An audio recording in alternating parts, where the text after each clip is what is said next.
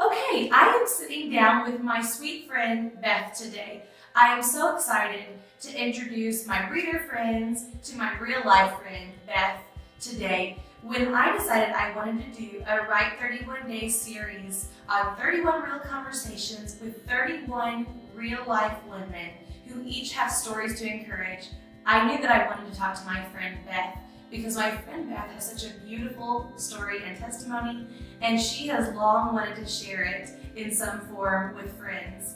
And so we are going to use you readers as the people who we're going to share the story with. And I think it'll be such a gift to encourage as we talk today, especially about mothering a special needs child who is oh so precious. I'm super excited that you're sitting down to talk today. Okay, so Beth, you have a child who, we've been friends for a while, Yes. and he is so precious. My boys love him, and he has special needs. Yes. Tell us about, or tell me about his diagnosis. My child's diagnosis is spina bifida. Yeah. And at what point in gestation did you find out that he had the diagnosis? 17 weeks. 17 weeks. Okay, and he is a go-getter. Your family has come around him to support him now as he's maybe like 3rd or 4th grade now? He's a 5th grader He's a 5th grader Yeah. now. And your family has decided, because your other 2 children are very athletic, Yes. and he had a desire in his heart to do sports too, and your family has come around to support him and say, yeah, we're going to lift you up, little brother, you know? Yes. And I love that about your family. Tell us what your child's hobby is. He loves to play wheelchair basketball. And he's great at it. Yes. I watched him. I could not do that. You know, I could not do that. He is talented. And they have such strength in their Upper arms. body strength, yes. Yes. And he's on a league. When I watched that game that I got to see, was it last winter? Yes. The game I got to go see, I loved that there was even a 3-year-old on Yes. the team, and the little 3-year-old's dad was encouraging him and was alongside him the whole time. And it was neat to see the different families come around these kids and say, they're going to have a hobby too. Yes. I love that. We try to, most of the families I have met in the same type of situation, we focus on the abilities of the children, and we don't look at the negatives. We Right. work through their abilities and Yeah. reach for the goals that they can reach. Mm-hmm. And it's really interesting. You always talk about how you focus on the abilities. It's really interesting when they become defined as special needs, which we think is the current term. Yes. You know that I was a teacher in the classroom, and I know that the terminology changes a lot. And so Yes. you were always teaching me about, but when I was teaching, it was special needs.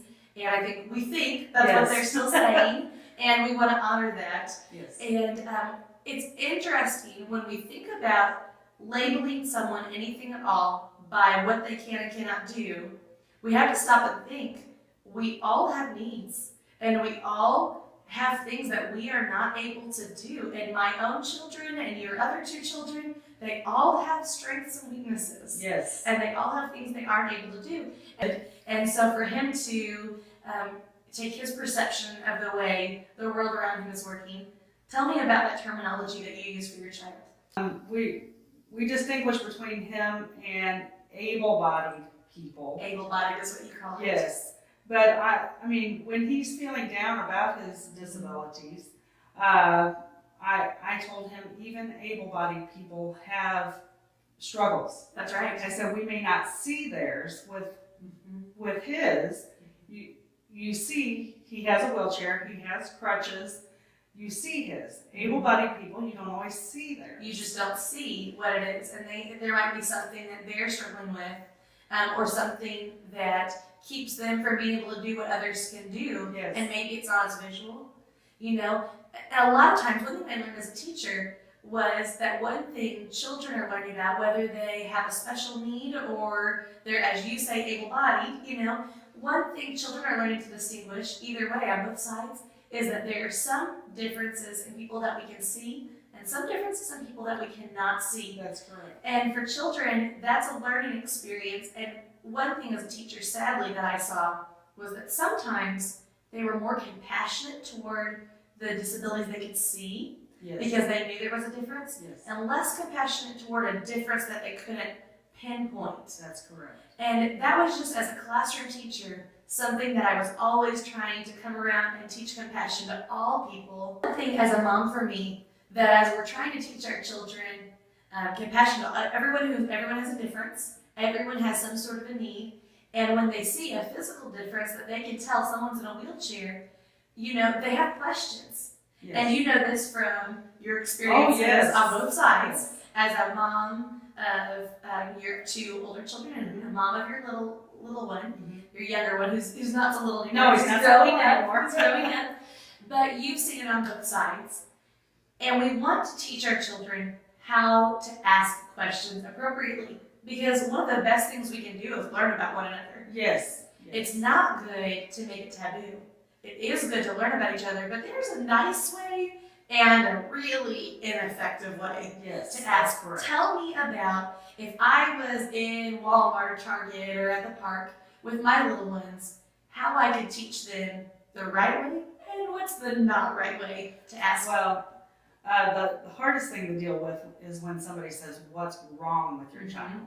And my response is, "There's nothing wrong with him." There's nothing wrong with it. But if you ask, "What is his diagnosis?" Yeah. that is more appropriate. Yeah. Because yes, he does have a diagnosis.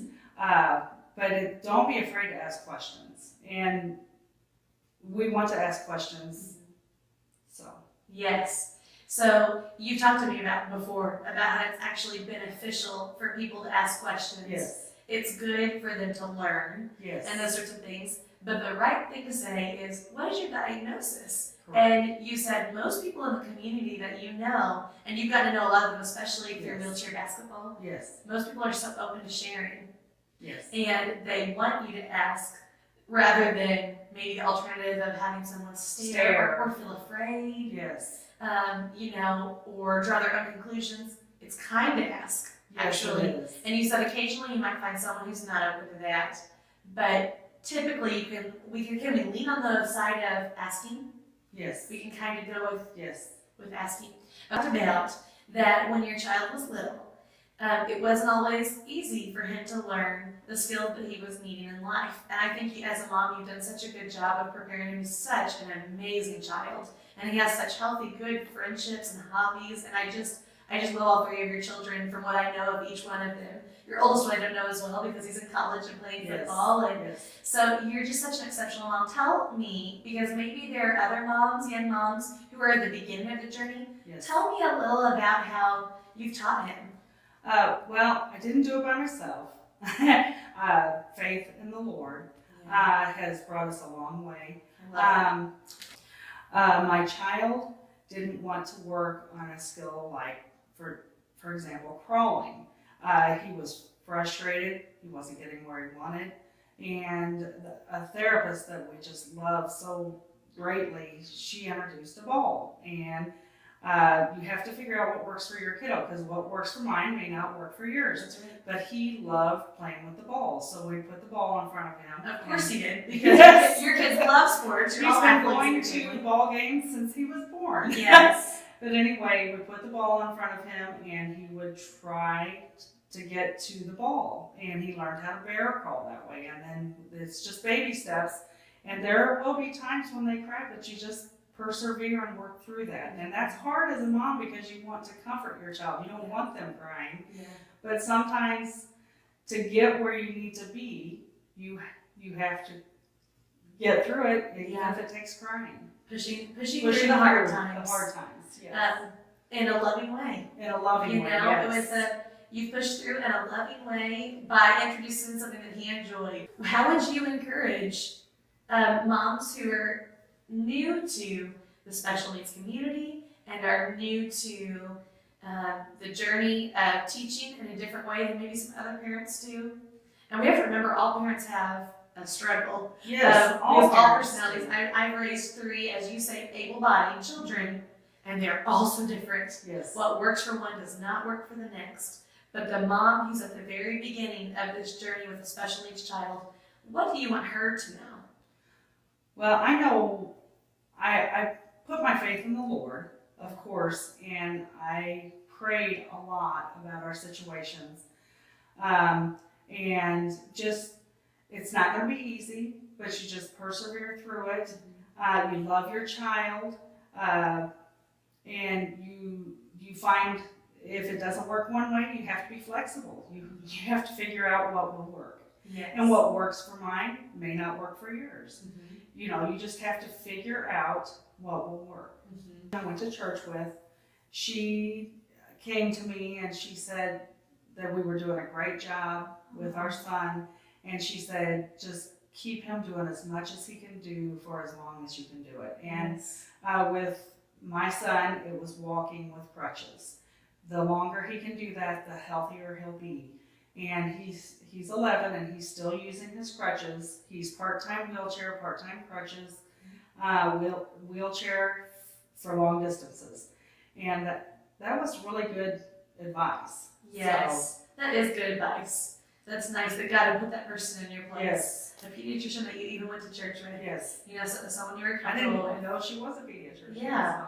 So. And you know, we shouldn't isolate people who are in a different journey than we don't understand as moms. Right. We should come alongside them and befriend them. And if we have something, as that pediatrician did, to share, you know, some wisdom or some encouragement, saying something is sometimes better than avoiding. Yes. We see something we don't understand sometimes, and we want to just avoid it, and we don't want to make people in a different situation than us feel isolated. True. You know, I know that you in the medical field found some differences in doctors and some things that some doctors early on when you were expecting were going to suggest, and some things that you were like, no, that's not our conviction. In Psalm 139, I believe it's Psalm 139, 14 through 16. I put it on two of my boys' birth announcements, different verses, so I think we're 14 through 16. If we're not, friends, I'll put it in the blog and I'll correct. But we're going to go right now with Psalm 139, 14 through 16, because that's what I think it is. All the days ordained for me were written in your book before one of them came to be. And I love that. Oh, and there's also, right in there, that was on one of my children's birth announcements, another one I know says, you knit me together in my mother's womb. You know me very well. I am fearfully and wonderfully made. And that's a terrible summary of how that actually goes, because I think it's in a whole other order. But God knows us. He knows together. We are all for His purpose and for His glory. And you found that some doctors and physicians maybe had to give you some options. Tell me a little about what you want to tell me with that. We were said to try for a healthy baby. And of course, my husband and I wouldn't take that choice. Mm-hmm. We are not God. We don't have the right to make that choice. Yeah. We are blessed to have our son in our family. He Amen. has enriched our lives greatly. And we are all blessed to have him and your family in our lives. I'm so thankful that we've gotten to be friends. About different doctors, Yes. you know, had different perceptions, and they legally were required maybe to give you some options. That is correct. And some of those options were not convictions you shared. And you all said, we want to give our child a chance, because you were encouraged to try for a healthy baby, is what they told you. Why don't you? And they gave more than options. You actually had a doctor who pushed for try for a healthy baby, and you were like, no thank you. And we don't share that to shame anyone who's been put in that hard situation. Because while you've been in that situation, I have not. And we don't want to shame anyone who's been in that situation. Absolutely not. We want to encourage the mom who's going to be going there. to face that. Going to face that, or who has maybe just made that choice. And I'm so thankful that you all chose life for your precious child, because he is such an encouragement to so many others. He has gone on to do some amazing things. He has an amazing personality. He is an encouragement to all of us as we see his zeal for life. and he's taken on this hobby of wheelchair basketball, and he gets out there, and I keep mentioning the wheelchair basketball because I've been so amazed at what he can do. But I certainly It cannot. is amazing. It is amazing. First basket. My son was 7 years old when he made his first basket. Oh, that's great. And what age did he start basketball? 5. Age 5. He was 5 when he started basketball. That's awesome. And so for 2 years, he continued to play and to endure without making baskets. That's correct. And he stayed with But he plugged along. Mm-hmm. And he said, my defense is great. That's great. He'd get in there and play defense. Oh, good. And you know, we all see that in our children sometimes in Yes. sports, and sometimes they hang in there and sometimes they don't. Is it safe to say that maybe he has some positive character qualities because he's endured in some things? Yes. And stuck with some things that maybe some of our other kiddos wouldn't have stuck with? Correct. And he just has this desire, something that may make him very successful one day. I believe so. Yeah, I think so too. He said to me, he came to me and he said, Mom, my older brother and sister play sports. When do I get to start playing sports? So that's when I went to the internet and started Googling wheelchair sports, and we found wheelchair basketball. You know, I sat down a few days ago with a homeschooling mom, and she said, when I said, what do you want to say to encourage others? She said, you are your child's biggest advocate. And you certainly have been your child's biggest advocate, and you've taken on that role as a mom.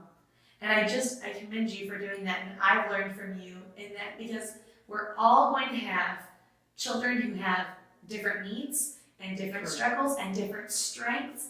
And sometimes it is in what is hard that they really grow and we find their strength in them. Yes. And sometimes that comes from being the advocate for them. Yes. And I've learned this from you.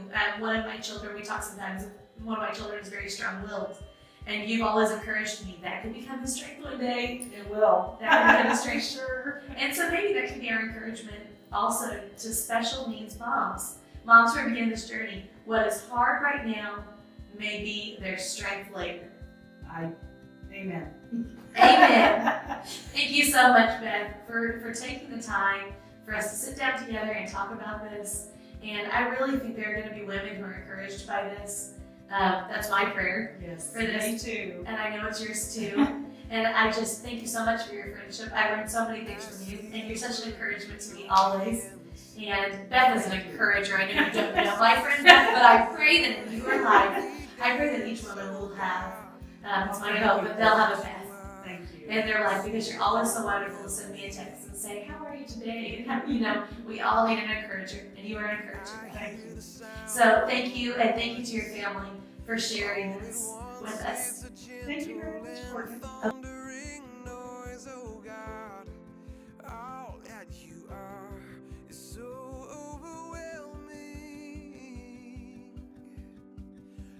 Delight